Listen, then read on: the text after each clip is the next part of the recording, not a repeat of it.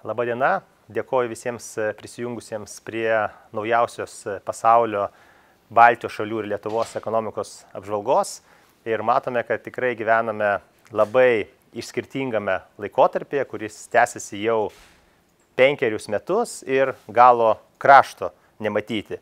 Ir ką mes pastebime pastaruoju metu tiek Europoje, tiek kitoje Atlanto vandenyno pusėje, kad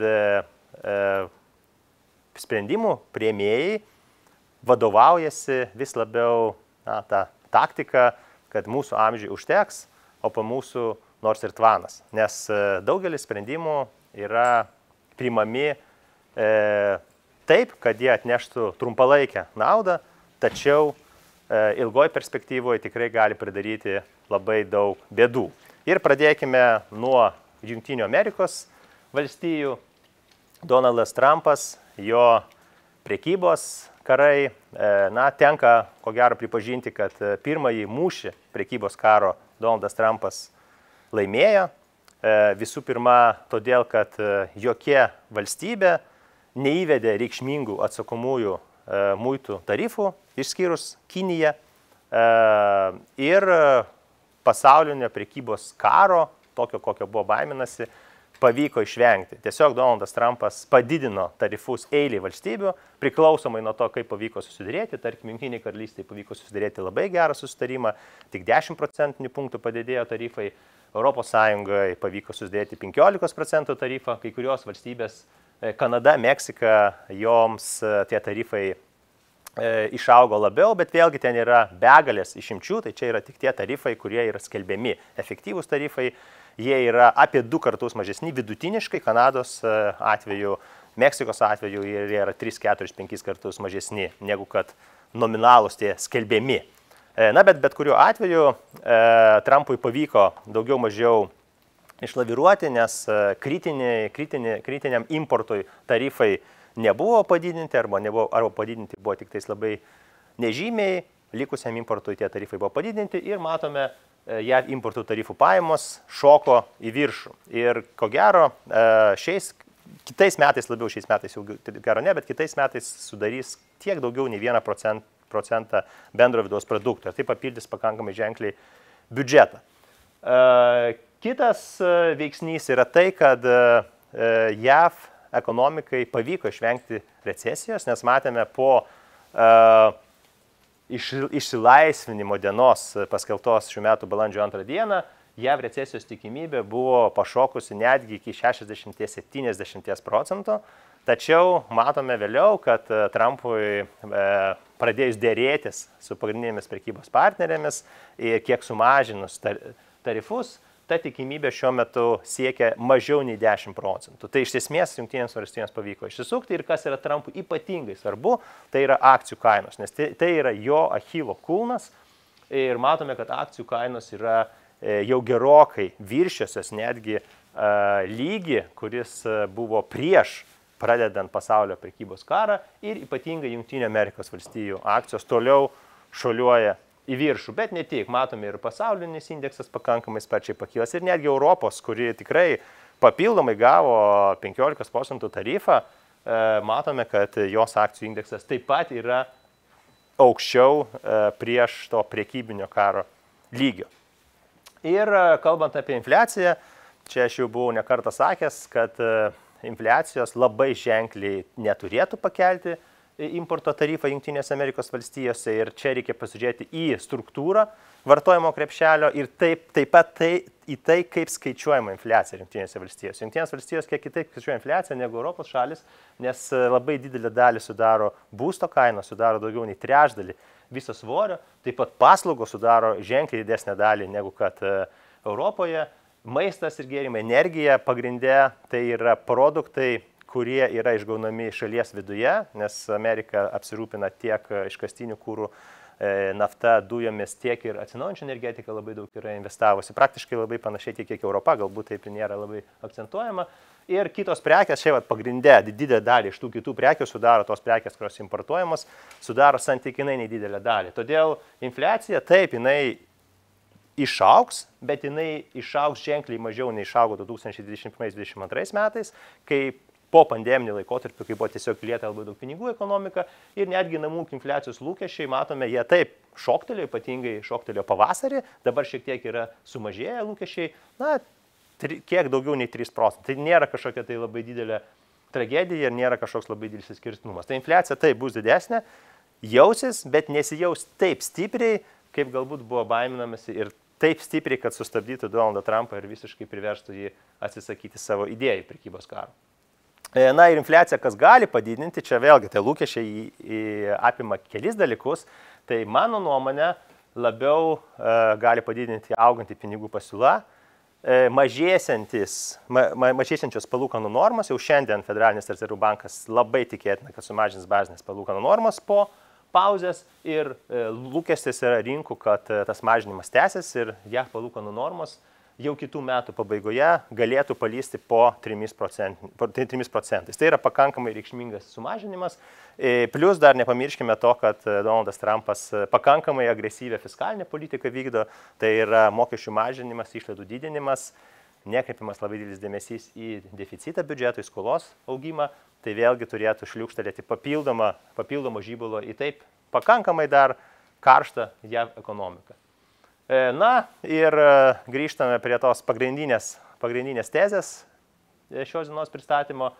Mūsų amžių užteks apie mūsų nors ir tvanas ir nors JAV laimėjo pirmąjį mūšį, ar bent jau jo tikrai nepralaimėjo, ilgojo laikotarpiu JAV tikrai gali daug ką prarasti, nes pasitikėjimas Jungtinėmis valstijomis yra susviravęs, partneriai pagrindiniai, artimiausi praktiškai yra kol kas gavę vos net didžiausius importo tarifų pakelimus ir matome, kad JAV politikos neprieštumo indeksas vis dar yra labai aukštas. Jisai nėra toks aukštas, koks buvo pavasarį, bet jis vis dar yra labai aukštas, dar neaišku, kaip pasibaigs prekybos karas su Kinija, nes paliaubos yra vis atidedamos.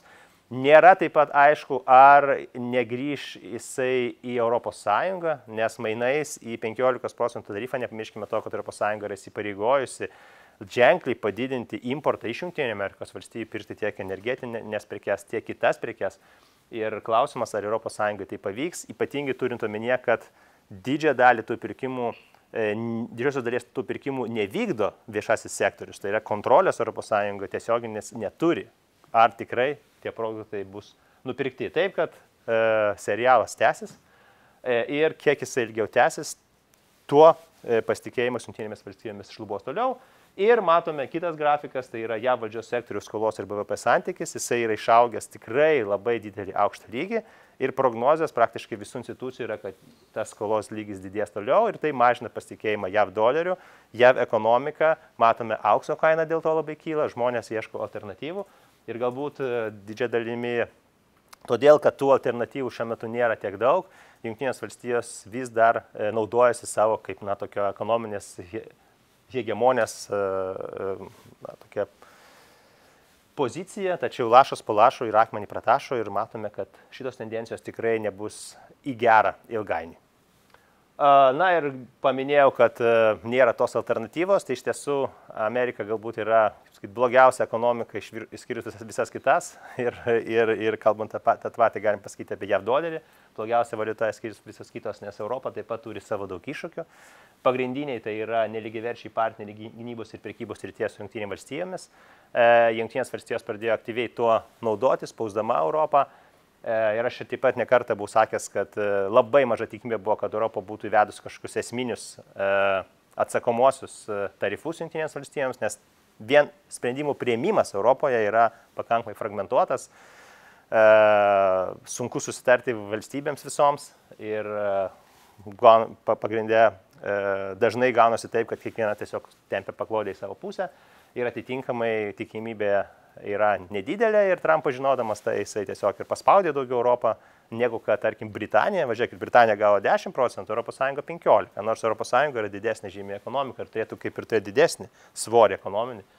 Ekonominį turi didesnį, bet ir politinį, bet neturi. Taip pat yra grėsmė tebesitęsianti karinė invazija Rusijos Ukrainoje. Energetinė priklausomybė nuo Rusijos taip pat jinai tebėra.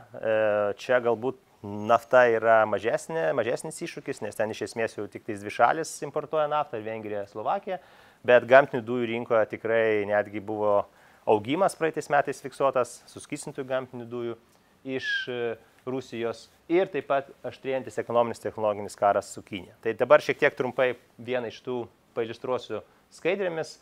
Tai ES sudarė, tokį nelabai palankų susitarimą su JAV, prekybos susitarimą, kaip minėjau, tiesiog prisėmė papildomą 15% tarifą, mainais į pažadus daugiau investuoti į Jungtinės valstijas ir pirkti daugiau produkcijos iš jos.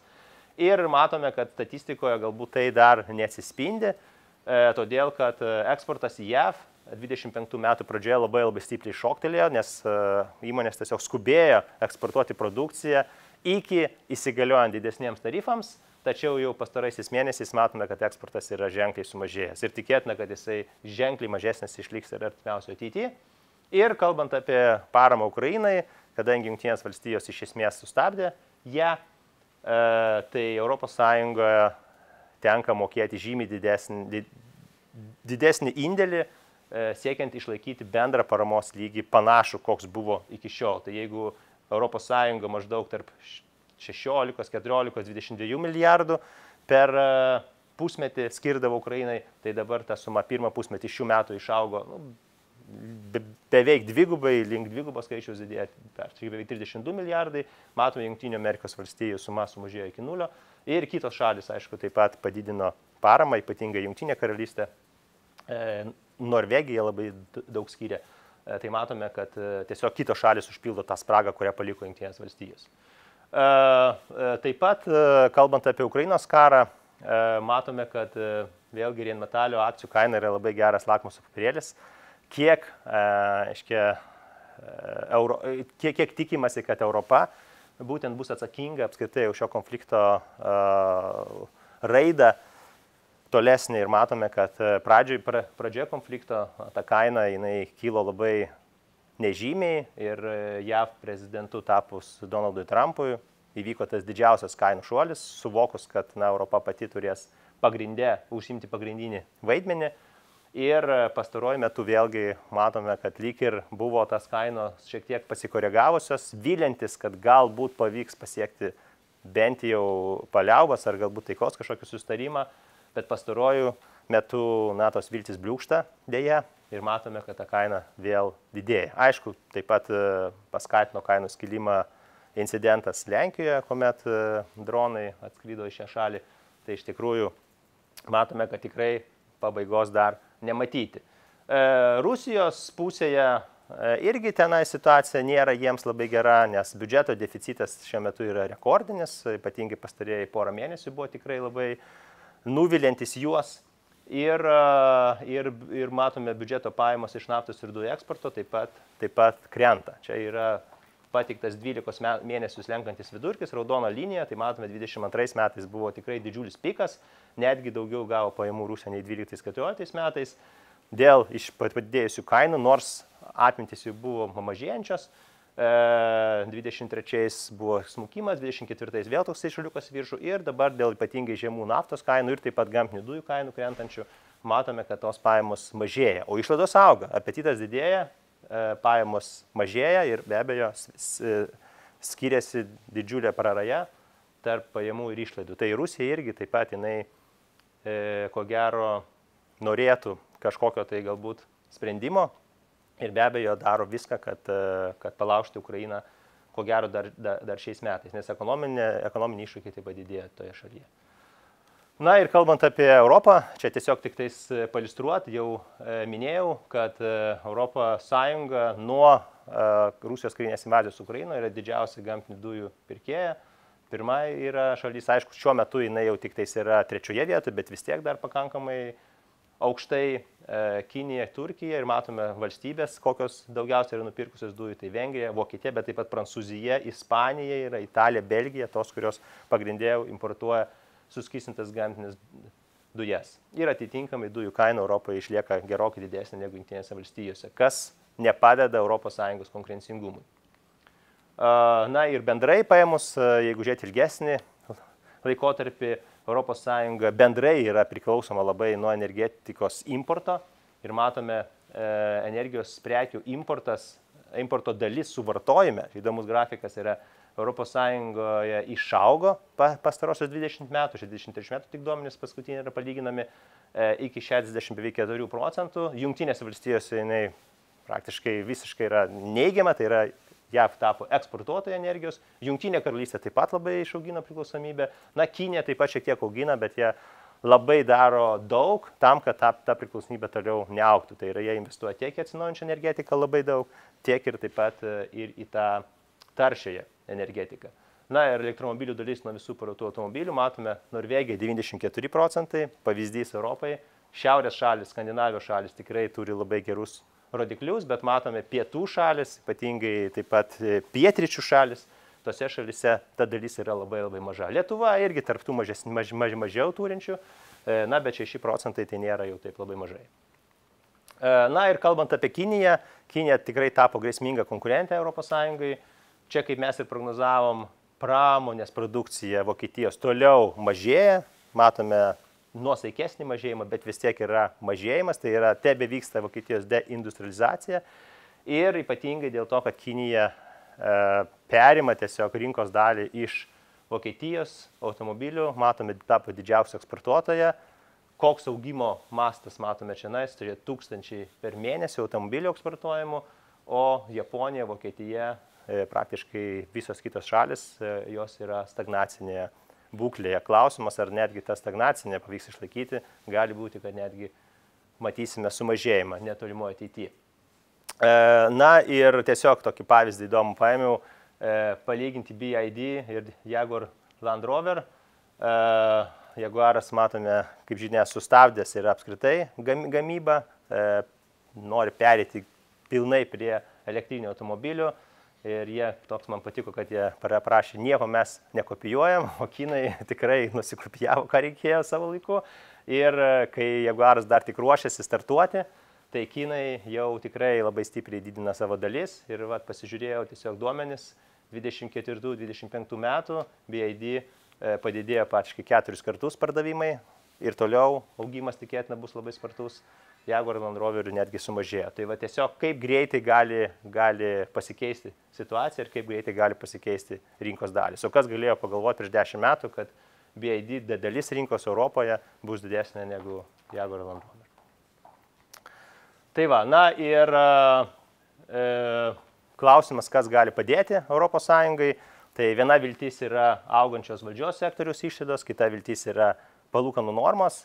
Bet su valdžios sektoriaus išlaidomis yra taip, kad nėra taip jos staigiai panaudojamos, ypatingai Vokietijoje matome daug biurokratinių kliūčių ir daug yra dabar apie tai kalbama, kad ar tikrai Vokietija sugebės taip greitai tas lėšas įlieti ekonomiką ir panaudoti. Ir matome, kad ekonominiai lūkesčiai Vokietijoje vis dar yra pakankamai prasti.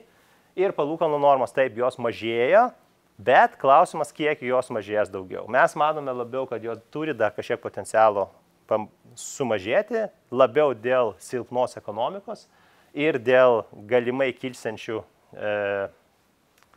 iššūkių su viešaisiais finansais tam tikrose šalyse, taip pat galbūt politiniai bus tam tikri surprizai nemalonus, bet rinkos lūkesčiai yra tokie, kad jau kitų metų pabaigoje, ko gero, mes kalbėsime apie palūkanų normų didinimą, o ne apie mažinimą. Na ir vėlgi grįžtant prie pagrindinės temos, mūsų amžių išteks po mūsų nors ir tvanas.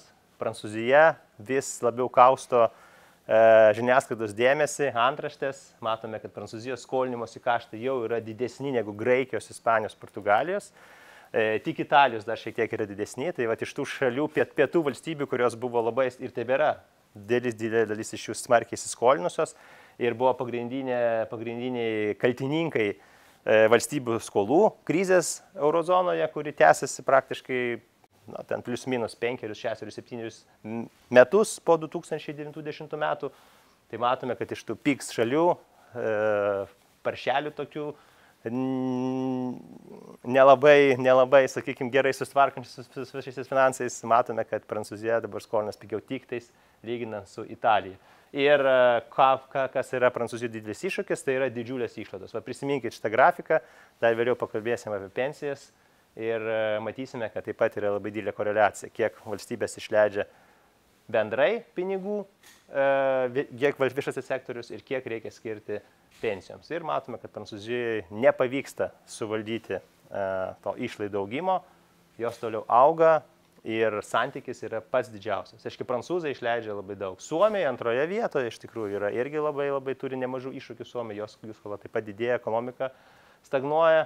Lenkai, žiūrėkit, įdomus dalykas, Lenkija jau išleidžia daugiau negu ES vidurkis. Tai Lenkai perskirsto per biudžetą daugiau negu ES vidurkis. Čia irgi yra tam tikras, sakykime, gal toksai mažas pavojaus signalas ateičiai, nes taip, nemažą dalį to sudaro augančios išlaidos krašto apsaugai, bet ne tik. Lenkija taip pat labai daug išlaidauja kitoms sritims.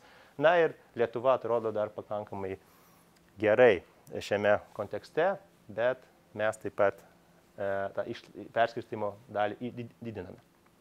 Na ir kalbant apie pasaulinės prognozes, čia tiesiog pailistruoti paėmėme Tarptautinio valiutos fondo, nes jie daugiau valstybių prognozuoja, kaipgi galėtų atrodyti tas mūsų pasaulis 25-26 metais. Tai matome, kad JAV ekonomikai prognozuojamas sulėtėjimas, bet neprognozuojamas toks ženklus, koks buvo pavasarį. Ir matome, kad 26 metais net 2 procentų augimas prognozuojamas, kas yra pakankamai neblogas rezultatas, tik nežymiai atsiliekantis 15-19 metų vidurkiui.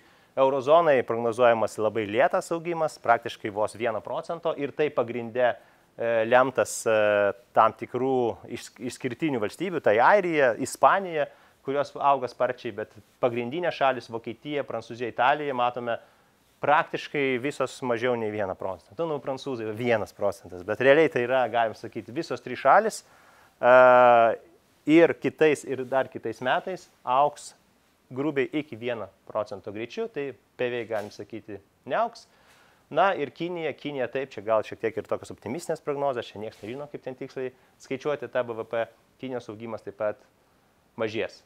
Na ir be abejo sumažės Rusijos ekonomikos augimas, neatmestina scenarius, kad gali Rusija panerti ir į recesiją. Na ir kalbant apie Lietuvą, Lietuva buvo ir tebėra kol kas toks, šviesulys tiek Europos, galbūt netgi ir, sakyčiau, pasaulio kontekste, nekalbant jau apie Baltijos šalių regioną, mes išlaikome augimo lyderystę ir jeigu pažvelgsime tik tais į 2 metų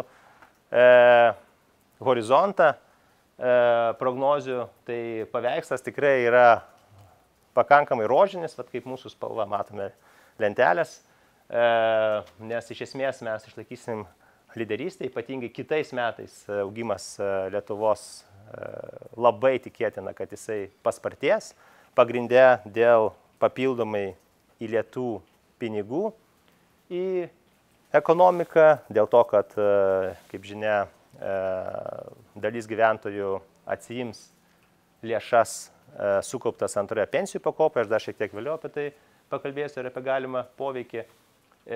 Ir atitinkamai 27 metais dar iš inercijos taip pat mūsų augimas bus pakankamai spartus. Kitos Baltijos šalis tikėtina augimas spartins dėl skirtingų priežasčių. Estija tiesiog tai bus toks išnyrimas labiau įkvėpti oro iš po gilios ir ilgai trukusios recesijos ekonominės, atsiradus tam tikram stabilumui dėl mokestinės aplinkos, nes praktiškai Estija jau pabaigė su mokesčių kėlimu. Latvijos situacija ta, kad jie apskritai ilgesnį laikotarpį buvo tokia kaip miegančioji gražuolė.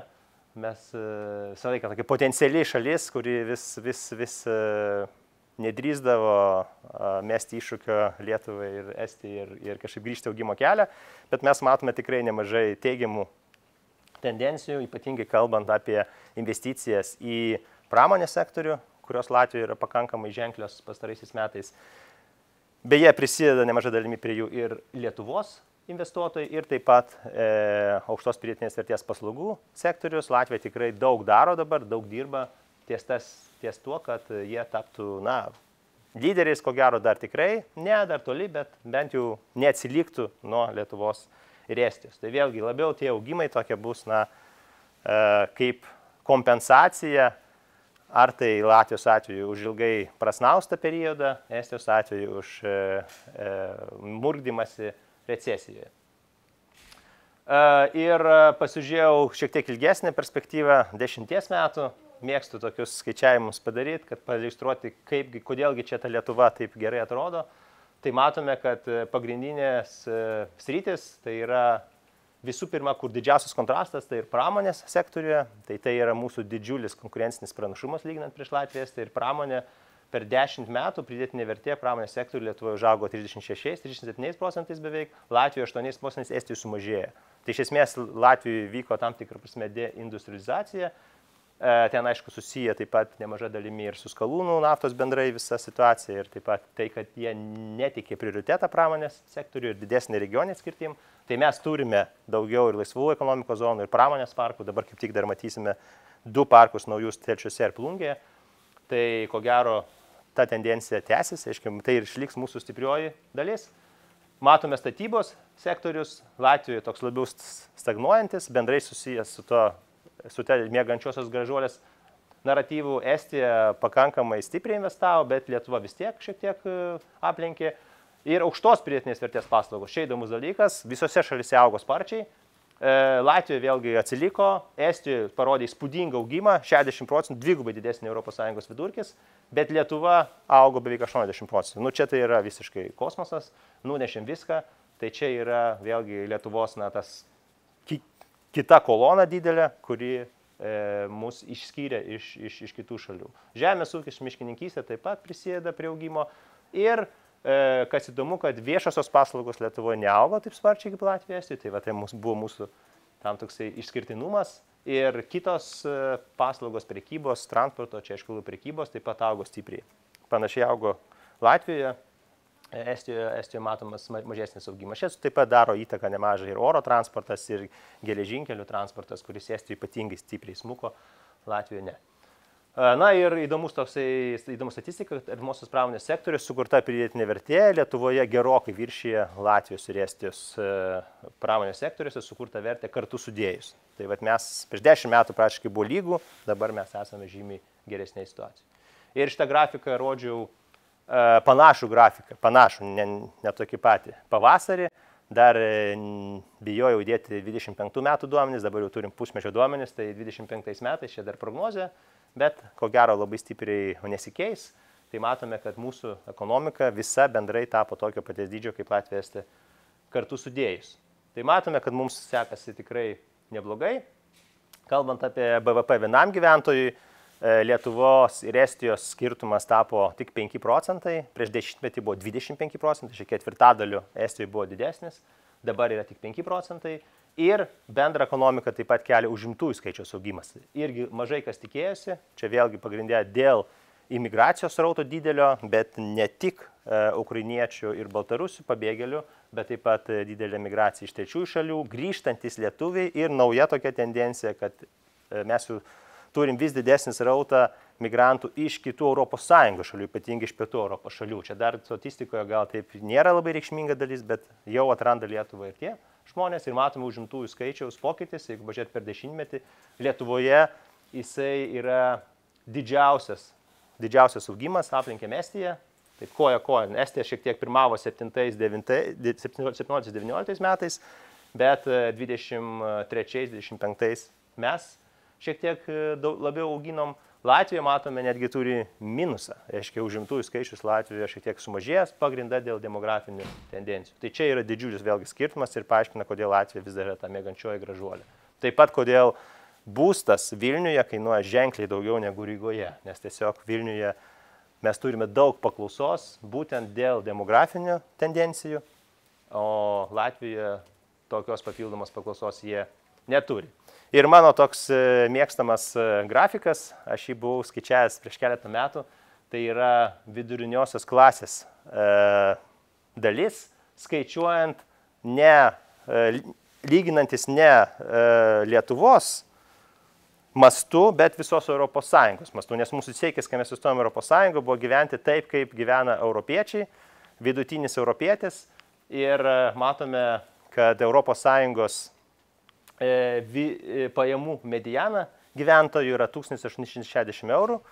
Tai šis grafikas būtent parodo, kiek gyventojų Lietuvoje gauna pajamas tarp 60 ir 250% ES pajamų medianos. Tai yra tarp 1116 ir 4650 eurų per mėnesį. Tai čia yra apibrėžimas, dažnai naudojamas viduriniosios klasės, bet aš tiesiog imu ES.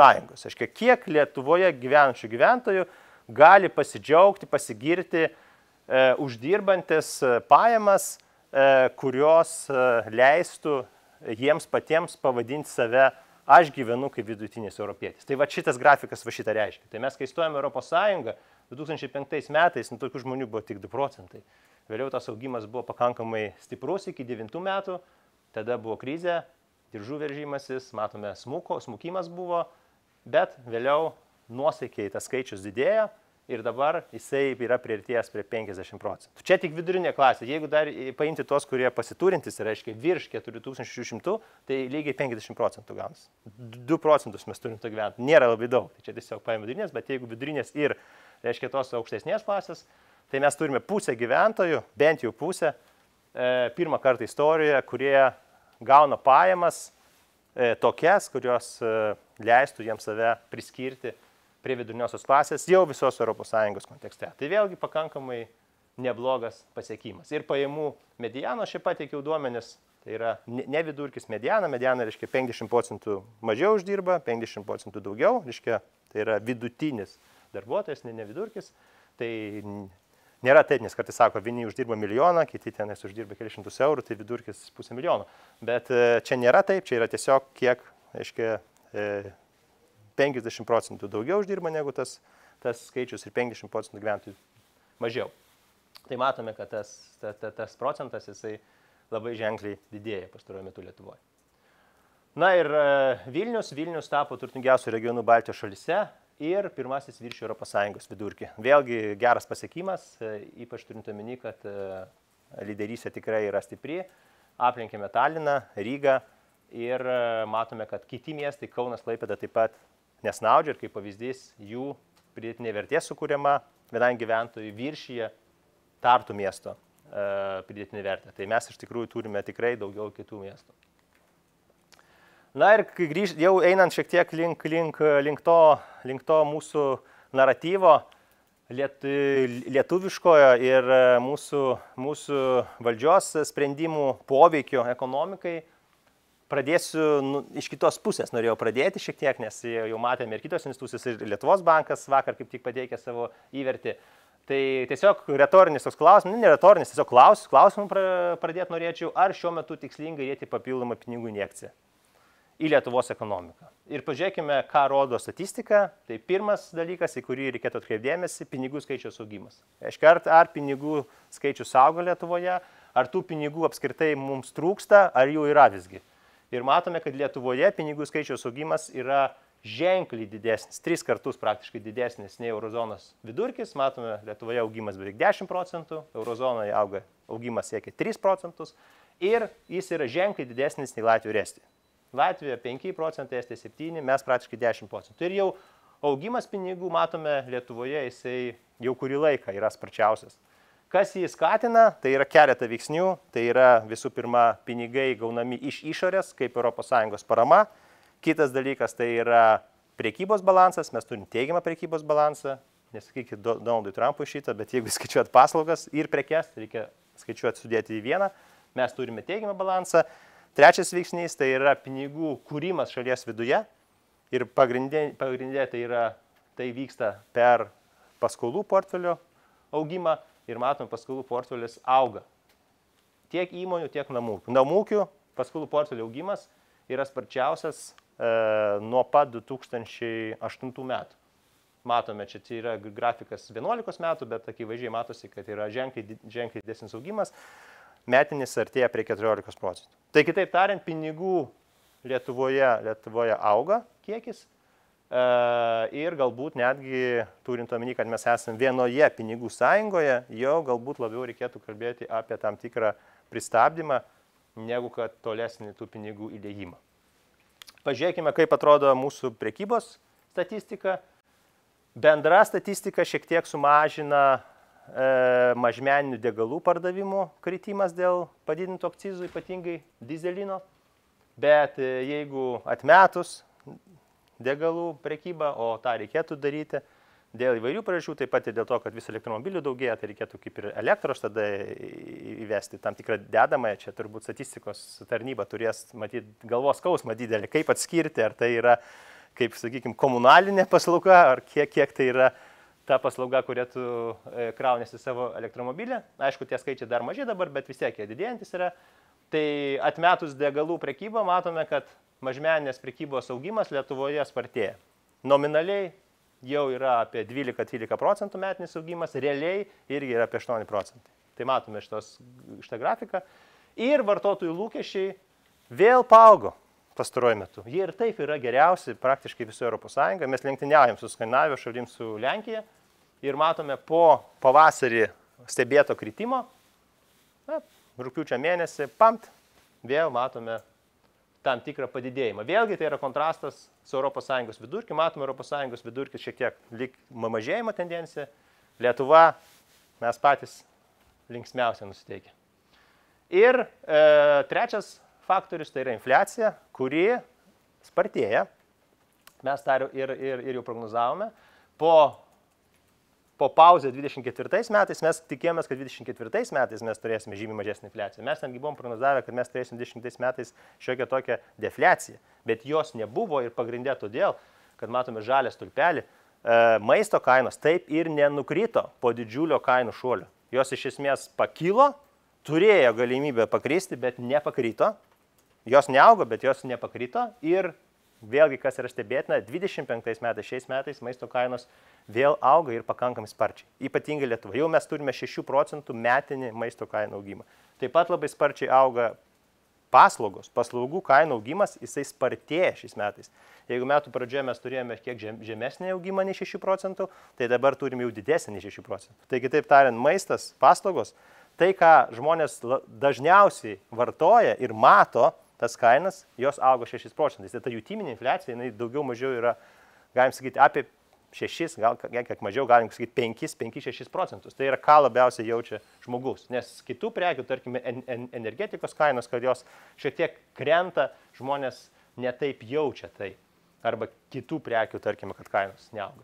Tai iš tiesų infliaciją mes turime tikrai įsibėgėjančią ir kitais metais ta infliacija jinai didės dar labiau Lietuvoje. Na ir darbo rinka, vėlgi darbo užmokesčio augimas tebėra spartus.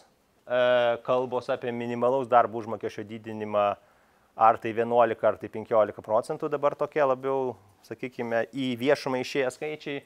Jie taip pat kaitina lūkesčius dėl kitų metų atlyginimo augimo. Infliacija vėlgi turim pakankamai didelę spartėjančią. Vėlgi tai daro tam tikrą spaudimą ir ko gero mes turėsime pakankamai didelį ir darbo užmokesčio augimą. Kitais metais, ko gero, bus panašus augimas negu šiais metais. Lietuvos bankas be netgi šiek tiek didesnį prognozuoja negu šiais metais. Tai mes neturėsime to lėtėjimo darbo užmokesčio augimo, kokį mes prognozavome pavasarį. Na ir klausimas tada akivaizdus, ar tikrai dabar yra vien tik ta dalis, ar dabar tikrai yra labai geras metas sudaryti sąlygas gyventojams atsiimti dalį investuotų lėšų į pensijų, būtent iš pensijų fondų. Matome, kad finansinio turto apskritai pensijų fonduose mes sukaupę 9,5 milijardo, antroji pakopai maždaug 9 milijardai grubiai.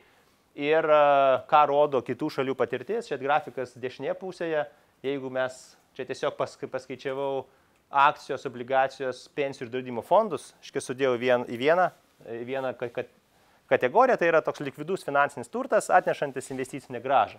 Tai matome, kad Latvija su Estija čia bendra suma, vienam gyventojui, aišku, Estija daugiau turi, bendra suma Latvijos ir Estijos ėjo koja kojon ir po Estijos pensijų sistemos reformos matome, kad Estija atsiliko nuo Latvijos. Na, čia tiesiog toks labai bazinė iliustracija, mes tai jau puikiai žinom tos dalykus, kad dalis tų lėšų jos nebuvo investuotos kitur.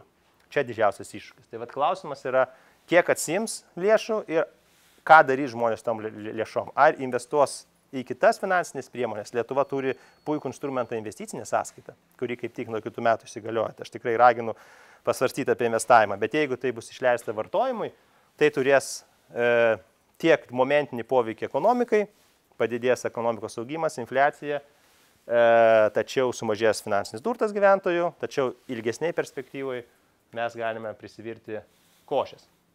Ir vienas tas prisivirimo aspektų yra tai, kad lietuviai jau dabar konservatyviau investuoja savo finansinį turtą, lyginant, tarkim, su Skandinavijos šalimis, todėl mes kasmet gauname mažesnį investicinę grąžą nei, tarkim, skandinavai. Skandinavai žymiai daugiau investuoja į pensijų fondus, investicinius fondus, į akcijas, obligacijas. Mes konservatyvus, mes daugiausia laikome grynuosiuose piniguose ir indėliuose. Ir atitinkamai ta grąža, kurią mes generuojame, yra mažesnė kasmet negu kad skandinavų. Ir jeigu kasmet tu generuoji mažesnę grąžą, tai per ilgą laikotarpį susikaupia pakankamai didelė pinigų suma. Ir va Einšteinas yra ne veltui pasakęs, kad sudėtinės palūkanų efektas yra 8-asis pasaulio stebuklas. Ir matome, jeigu mes būtume investavę 90 metais į pasaulinį akcijų indeksą 1 eurą, tai dabar turėtume jau 19 arba 1 000 eurų, dabar turėtume 19 000 arba 1 milijoną ir 19 milijonų dabar turėtume ir vidutinė metinė grąža 8,5%. Netgi didesnė, 8,8% dabar yra. Čia toks grafikas rodo 8,5%. Ir reikėtų šiaip žiūrėti labiau logaritminę skalę, matome dėl to sudėtinio palūkanų efekto. Ir būtent istorija rodo, kad investicijos yra linkusios augti pakankamai stabiliai su tam tikrais pasvyravimais, bet kuo ilgesnis laikotarpis, tuo lengviau yra nuspėti tą būsimą grąžą. Tai kitaip tariant, čia toks pajuokavimas, kai iš Airijų gyvenau, tai kai išeina įkaušęs vyriškis iš baro, tu niekada nespėsi, kur jis dės kitą koją, bet vis tiek jisai kažkokiu būdu ateina namo, ir ryte atsiranda savo lovoje. Tai iš tikrųjų, tai panašiai su investicijom. Kuo ilgesnis laikotarpis, tuo lengviau nuspėti. Tai tie, kurie investuoja, jie sugeneruoja grąžą ir pakankamai nuspėjama. Tie, kurie neinvestuoja, jų grąža visą laiką yra 0. Ir tokį pailistruoti grafiką tiesiog padariau, kad visai būtų labai paprasta. Jeigu prieš 10 metų mes būtume investavę 1000 eurų į pasaulinį akcijų indeksą, tai dabar turėtume jau 3000 eurų. Jeigu būtume investavę į būstą Lietuvoje, čia neįskaitant nuomos pajamų. Jeigu nuomos pajamas dar įskaitant, tai būtų suma maždaug 2500-2600 eurų. Ir jeigu mes nebūtume investavę tų pinigų niekur, tai mes turėtume tik tais 1000 eurų. Tai čia yra, aišku, asmeniniai sprendimai. Gal žmonės kai kurie visiškai baiminasi kažkokių rizikų, nenori investuoti, neturi labai kažkokių žinių, kategoriškų kažkokių turi dalykų, bet aš kaip iš makro perspektyvos, kuo daugiau žmonių neinvestuoja šalyje, tuo visos šalies finansinis turtas auga lėčiau ir tuo bendrai visa šalis jinai atsilieka savo turtu ir ekonominę gerovę nuo tų šalių, kurių gyventojai investuoja. Tai aš taip mėgstu kartais pasakyti, jeigu ne dėl savęs, tai dėl valstybės, tada investuokite. Ir tos pinigus, jeigu jums nereikia, tai galite tada panaudoti kažkokiem tai kilnesniem tikslam, tarkime, paremti kažkokias iniciatyvas, kultūros, meno, arba perleisti tiems žmonėms tą investicinę grąžą, kuriems tų pinigų labai reikia. O tokių žmonių Lietuvoje tikrai dar yra. Tai va, na ir klausimas čia yra dar, ar tie pinigai iš antros pakopos gali išliukšlėti žibalo ir į įkaitusią būsto rinką. Kažkiek tai gali, netiesiogiai, nes galbūt kažkam tai trūksta kažkiek tai lėšų iki pradinio įnešo, galbūt kažkas tai norėtų pasigerinti būstą ir ar tiesiog investuoti į būstą netiesiogiai, bet per tam tikras priemonės, kurių šiuo metu Lietuvoje yra labai daug. Tai iš tikrųjų manau, kad dalis tų pinigų gali nukeliauti ir į būsto rinką. Ir vėlgi klausimas yra, kas visiškai nėra nieko blogo. Aš netgi esu šalininkas investavimo į būstą, ypatingai gyventojų, fizinių asmenų, nes mano namai, mano tvirtovė, tada žmonės labiau ir myli tą aplinką, kurioje yra investavę, domisi, jie rūpinasi, jie ir labiau galbūt ir gina tą aplinką ir apskritai šalį visą. Bet vėlgi pažiūrėkime, kokia yra situacija būsto rinkoje. Naujų išduotų paskolų suma jau viršyje gerokai 300 milijonų eurų Lietuvoje ir matome tokie kaip ir beveik didžiulį šuolį, ypatingai nuo šių metų pradžios. Ir būsto kainų augimas jisai spartėja Lietuvoje. Lietuvos banko duomenimis jau yra dviženklis, Oberhaus NT agentūros jau yra artimas dviženkliam skaičiui. Matome akivaizdžią spartėjimo tendenciją kainų. Na ir ko dar būt mažai kalbama apie ką, tai yra, kad jeigu tikrai reikšminga dalis gyventojų atsiims savo lėšas iš pensijų pakopos, tai ateityje pakankamai tolimoje, dažniausiai sprendimų priėmėjai nelabai rūpinasi tą tolimą ateityje, tai padidins krūvį valstybėms. Ir galbūt ne visi atkreipia dėmesį, kokios valstybės skiria didžiausią dalį biudžeto lėšų būtent senatvės pensijoms. Ir matome, Suomija yra numeris 1, taip pat be abejo Prancūzija daug skiria, Italija, Graikija, tai yra tos šalis, kurios yra sukaupusios, grafikas dešinėje, mažai labai pensijų fonduose. Reiškia, iš esmės krūvis mokėti pensijas tenka valstybiniai sistemai pensijų. Tos šalis, kurios turi sukaupusios didelės santaupas pensijų fonduose, jos pačios iš biudžeto, reiškia, iš einamų išlaidų, jos skiria pensijoms gerokai mažiau. Tarkim, Norvegija, Šveicarija, mažiau nei 7%. Nyderlandai, kurių pensijų sistema yra pripažįstama labai dažnai kaip geriausia pensijų sistema pasaulyje, tarkim, yra Mercer pensijų tyrimas, šią lentelę įdėjau, jie skiria net mažiau nei 6% BVP. Tai matome didžiulis skirtumas ir aišku, to šalis jų ir dažniausiai ir deficitai būna mažesni, ir skolų lygiai mažesni, ir lankstumas yra didesnis, jos tarkim dabar gali daugiau skirti pinigų krašto apsaugai.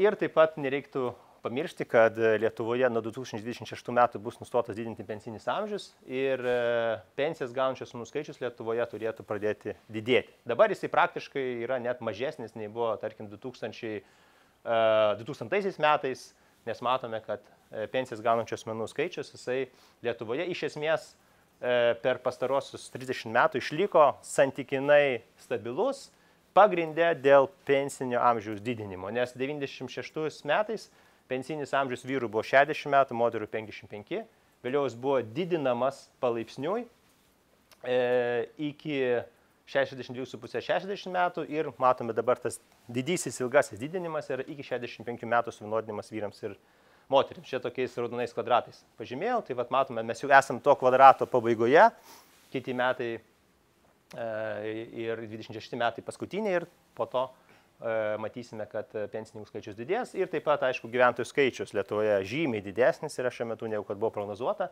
pagrindė dėl didelio imigracijos srauto. Klausimas, ar tas imigracijos srautas yra tvarus, ko gero ne, nes tokiais mastais, jeigu mes tokiais mastais imigruos į Lietuvą asmenys, tai tikrai sukels tai viduje tam tikrų socialinių įtampų, jau dabar matome atsirandančių. Taip kad, ko gero, tokios demografinės situacijos palankios, kokio turėjom pastaraisiais metais, neturėsime.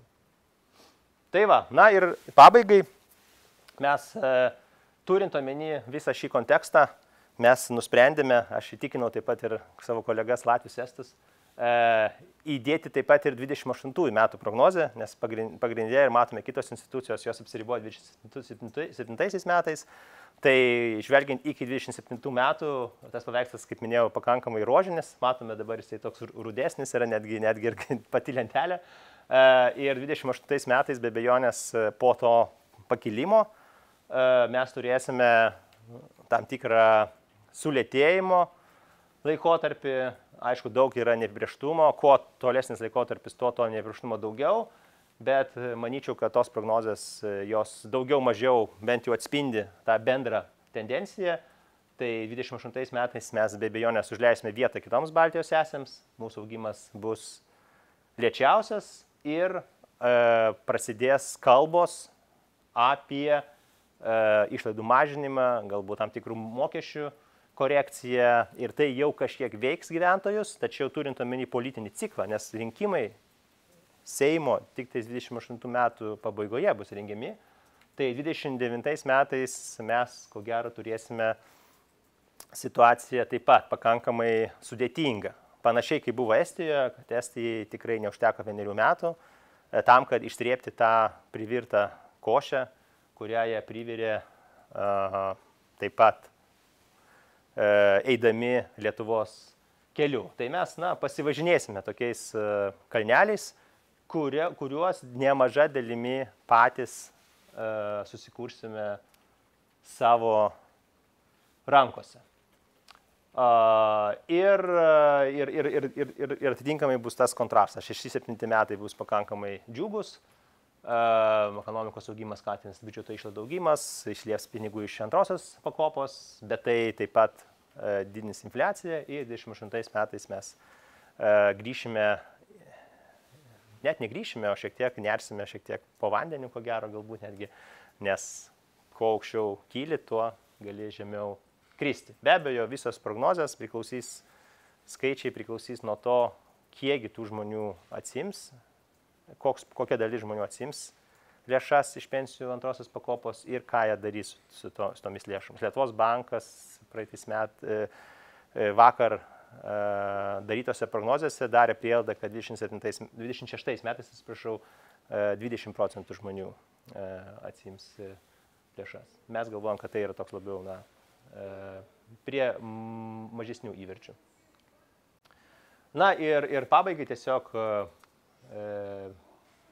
pateikiu mūsų prognozes, kaip minėjau, ir 28 metus įtraukiant, čia jau yra tik tais Lietuvos prognozės, tai atitinkamai cikliškumas ekonominis, jisai lems cikliškumą ir kitų rodiklių. Tai yra infliacija bus didesnė 26-7 metais ir 8 metais jinai sumažės, nedarbo lygis taip pat išliks pakankamai toks stabilus, šiek tiek mažėjantis, 28 metais šiek tiek pradės augti ir darbo užmokesčio augimas išliks 6-7 metais spartus ir 8 metais mes matysime sumažėjimą. Ir valdžios sektoriaus balansas išliks panašus apie 3% BVP 6-7 metais, 8 metais ko gero mes turėsime jį didesnį ir kaip minėjau, 29 metais labai tikėtina, kad būsim priversti imtis tų priemonių, kurias nemaža dalimi buvo priversta imtis Estija. Tai va, tai tiek. Tokia gaida, galbūt iš tokių teigiamų tendencijų, turint omeny, kad mes papūsime savo ekonomiką, tai bendras nominalus BVP, kadangi tai yra realaus BVP ir infliacijos